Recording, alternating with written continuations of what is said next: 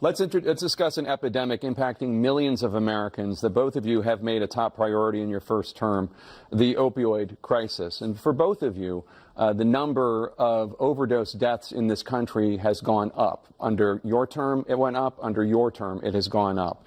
Former President Trump, despite the efforts that both of you have made, more than 100,000 Americans are dying from overdoses every year, primarily from fentanyl and other opioids. What will you do to help Americans right now in the throes of addiction who are struggling to get the treatment they need? To finish up, we now have the largest deficit in the history of our country under this guy. We have the largest deficit with China. He gets paid by China. He's a Manchurian candidate. He gets money from China. So I think he's afraid to deal with them or something. But do you notice he never took out my tariffs because we bring in so much money with the tariffs that I imposed on China. He never took them away. He can't because it's too much money. It's tremendous. And we saved our steel industries, and there was more to come, but he hasn't done that. But he hasn't cut the tariffs because he can't, because it's too much money. But he's got the largest deficit in the history of our country, and he's got the worst situation with China. China's going to own us if you keep allowing them to do what they're doing to us as a country. They are killing us as a country, Joe, and you can't let that happen. You're destroying our country.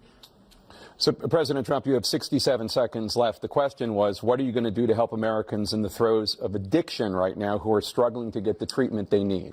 Jake, we were doing very well at addiction until the COVID came along. We had the 2.5, almost 3 years of like nobody's ever had before, any country, in every way. And then we had to get tough. And it was the drugs pouring across the border it started to increase. We got great equipment. We bought the certain dog that's the most incredible thing that you've ever seen, the way they can spot it. We did a lot, and we were getting very low numbers, very, very low numbers. Then he came along. The numbers, have you seen the numbers now?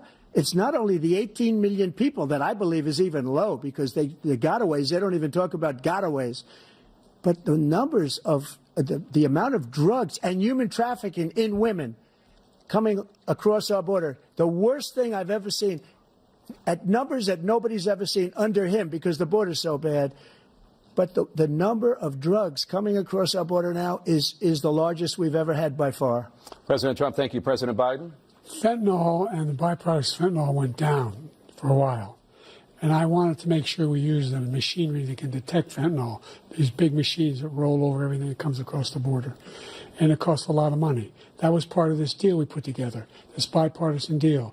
More fentanyl machines, more be able to detect drugs, more numbers of agents, more numbers of all the people at the border. And when we had that deal done, he called his Republican colleagues, said, don't do it. It's going to hurt me politically. No, he never argued it's not a good bill. It's a really good bill. We need those machines. We need those machines. And we're coming down very hard in every country in Asia in terms of precursors for fentanyl. And Mexico is working with us to make sure they don't have the technology to be able to put it together. That's what we have to do. We need those machines. Thank you, President Biden. President Trump, and again, the question is about Americans in the throes of addiction right now struggling to get the treatment they need. Well, because this does pertain to it. He ended Remain in Mexico. He ended catch and release. I made it catch and release in Mexico, not catch and release here. We had so many things that we had done, hard negotiations with Mexico, and I got it all for nothing. It's just like when you have a hostage. We always pay $6 billion for a hostage. Every time we say it's a hostage.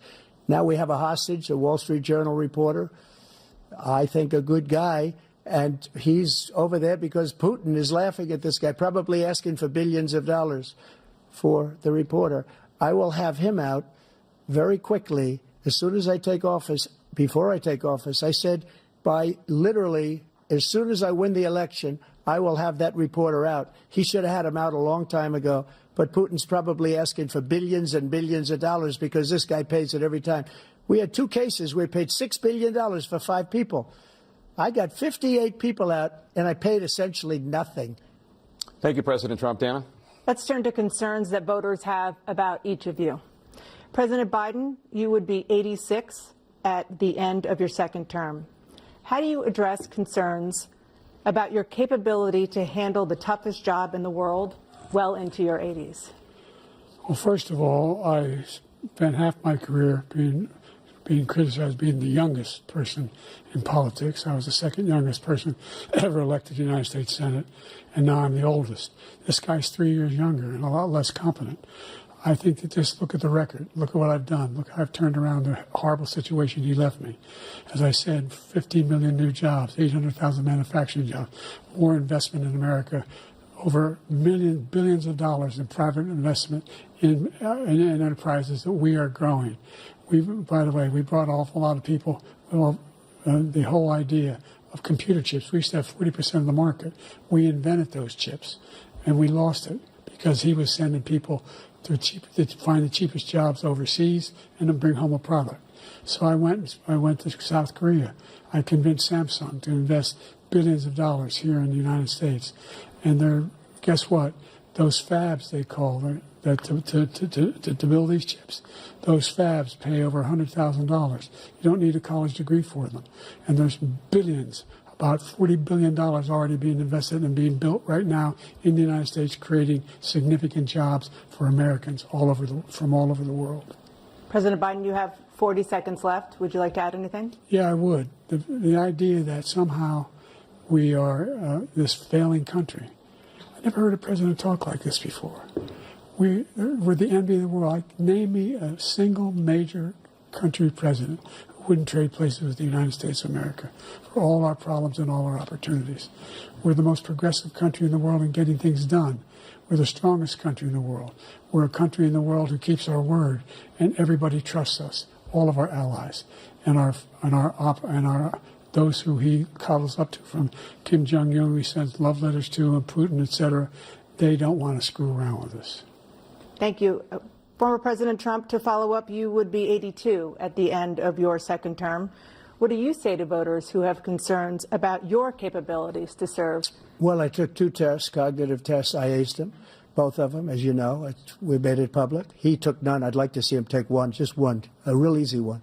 Like go through the first 5 questions. He couldn't do it. But I took 2 cognitive tests. I took physical exams every year.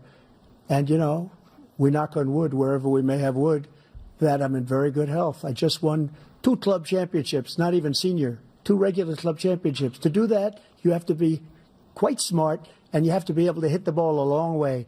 And I do it. He doesn't do it. He can't hit a ball 50 yards. He challenged me to a golf match. He can't hit a ball 50 yards. I think I'm in very good shape. I feel that I'm as in good a shape as I was 25, 30 years ago. Actually, I'm probably a little bit lighter, but I'm in as good a shape as I was years ago. I feel very good. I feel the same. But I was willing to take a cognitive test. And you know what? If I didn't do well, I aced them. Dr. Ronnie Jackson, who's a great guy when he was White House doctor. And then I took another one, a similar one. And one of them said they've never seen anybody ace him. Thank you. President Biden? You can see he is 6'5" and only 223 pounds, or 235 pounds. You never said it was 6'4". Well, you said 6'4", 200. Well, anyway, anyway, just take a look at what he says he is and take a look at what he is. Look, I'd be happy to have a driving contest with him. The reason I got my handicap, which when I was vice president, down to a 6. But by the way, I told you before, I'm happy to play golf with you if you carry your own bag. Think you can do it? That's the biggest lie. That he's a 6 handicap of all. I was an 8 handicap. Yeah. 8. Never. But I had, how many? I've seen you swing. I know you swing. Okay, let's not act like children. President Trump, we're going to 21 turn Let's not act like children. You to are a a child. specific concern that voters have about you. Will you pledge tonight that once all legal challenges have been exhausted, that you will accept the results of this election, regardless of who wins, and you will say right now that political violence in any form is unacceptable? Well, I shouldn't have to say that, but of course I believe that. It's totally unacceptable. And if you would see my statements that I made on Twitter at the time, and also my statement that I made in the Rose Garden, you would say it's one of the strongest statements you've ever seen. In addition to the speech I made in front of, I believe, the largest crowd I've ever spoken to, and I will tell you, nobody ever talks about that. They talk about a relatively small number of people that went to the Capitol, and in many cases were ushered in by the police. And as Nancy Pelosi said, it was her responsibility, not mine. She said that loud and clear. But the answer is, if the election is fair, free, and I want that more than anybody. And I'll tell you something. I wish he was a great president because I wouldn't be here right now. I'd be at one of my many places enjoying myself. I wouldn't be under indictment because I wouldn't have been his political opponent, because he indicted me because I was his opponent. I wish he was a great president. I would rather have that. I wouldn't be here. I don't mind being here. But the only reason I'm here is he's so bad as a president that I'm going to make America great again. We're going to make America great again. We're a failing nation right now. We're a seriously failing nation. And we're a failing nation because of him. His policies are so bad. His military policies are insane. They're insane. These are wars that will never end with him. He will drive us into World War III, and we're closer to World War III than anybody can imagine. We are very, very close to World War III, and he's driving us there. And Kim Jong-un and President Xi of China, Kim Jong-un of North Korea, all of these, Putin, they don't respect him. They don't fear him. They have nothing going with this gentleman, and he's going to drive us into World War III. You want a World War III, let him follow and win, and let Putin say, do what you want, NATO. Just do what you want. There's a thing called Article 5.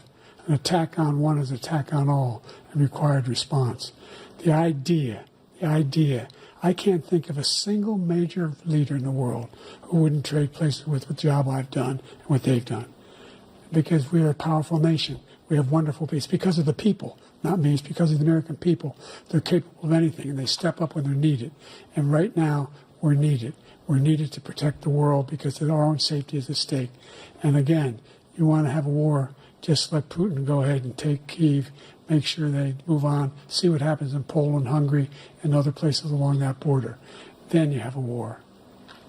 President Trump, as I come back to you for a follow-up, the question was, will you accept the results of this election, regardless of who wins?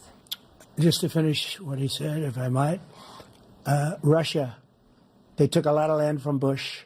They took a lot of land from Obama and Biden. They took no land, nothing from Trump, nothing. He knew not to do it. He's not going to play games with me. He knew that. I got along with him very well, but he knew not to play games. He took nothing from me. But now he's going to take the whole thing from this man right here. That's a war that should have never started. It would have never started, ever, with me. And he's going to take Ukraine. And, you know, you asked me a question before, would you do this with... He's got us in such a bad position right now with Ukraine and Russia. Because Ukraine's not winning that war. He said, I will never settle until such time. They're running out of people. They're running out of soldiers. They've lost so many people. It's so sad. They've lost so many people, and they've lost those gorgeous cities with the golden domes that are 1,000 years old, all because of him and stupid decisions. Russia would have never attacked if I were president. President Trump, the question was, will you accept the results of the election, regardless of who wins? Yes or no, please. If it's a fair and legal and good election, absolutely. I would have much rather accepted these. But the fraud and everything else was ridiculous. And if you want, we'll have a news conference on it in a week. Or we'll have another one of these in a week. But I will absolutely, there's nothing I'd rather do. It would be much easier for me to do that than I'm running again. I wasn't really going to run until I saw the horrible job he did. He's destroying our country. I would be very happy to be someplace else, in a nice location someplace. And again, no indictments, no political opponent stuff, because it's the only way he thinks he can win. But unfortunately, it's driven up my numbers and driven them up to a very high level because the people understand it. Well, let's see what your numbers are when this election is over. Let's see. You're a whiner. When you lost the first time, you continued, you appealed and appealed to courts all across the country. Not one single court in America said any of your claims had any merit. State or local, none. But you continue to provoke this lie about somehow there's all this misrepresentation, all this stealing. There is no evidence of that at all. And I tell you what, I doubt whether you'll accept it because you're such a whiner. The idea if you lose again, you accepting anything, you can't stand the loss. Something snapped in you when you lost the last time. We'll be right back with more from the CNN presidential debate. Live from Georgia.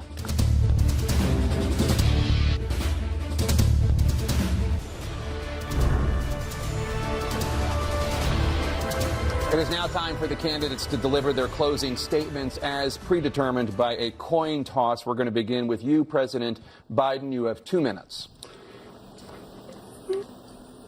We've made significant progress from the debacle that was left by President Trump in his last term. We find ourselves in a situation where, number one, we have to make sure that we have a fair tax system. I ask anyone out there in the audience or anyone out watching this debate, do you think the tax system is fair? The fact is that I said nobody even making under $400,000 had a single penny increase in their taxes, and will not. And if I'm reelected, that'll be the case again. But this guy has increased your taxes because of the deficit. Number one, he's increased inflation because of the debacle he left after the way he handled the pandemic.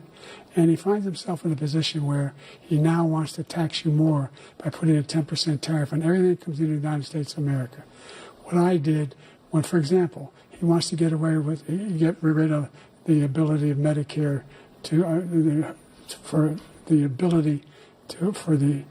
us to be able to negotiate drug prices with the big pharma companies. Well, guess what? We got it down to $35 for insulin instead of $400. No more than $2,000 for every senior, no matter how much prescription they need. You know what that did? That reduced the federal debt by $160 billion over 10 years because the government doesn't have to pay the exorbitant prices. I'm going to make that available to every senior all along, it's happening now, and everybody in America. He wants to get rid of that. I'm going to make sure that we have child care. We're going to significantly increase the credits people have for child care. I'm going to make sure we do something about what we're doing on lead pipes and all the things that are causing health problems for people across the country. We're going to continue to fight to bring down inflation and give people a break. Thank you, President Biden. President Trump, you now have 2 minutes for your closing statement.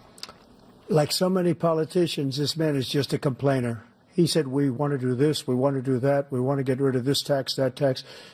But he doesn't do anything. All he does is make our country unsafe by allowing millions and millions of people to pour in. Our military doesn't respect him. We look like fools in Afghanistan. We didn't stop Israel. It was such a horrible thing that would have never happened. It should have never happened. Iran was broke. Anybody that did business with Iran, including China, they couldn't do business with the United States. They all passed. Iran was broke. They had no money for Hamas or Hezbollah, for terror, no money whatsoever. Again, Ukraine should have never happened. He talks about all this stuff, but he didn't do it. For 3.5 years, we're living in hell.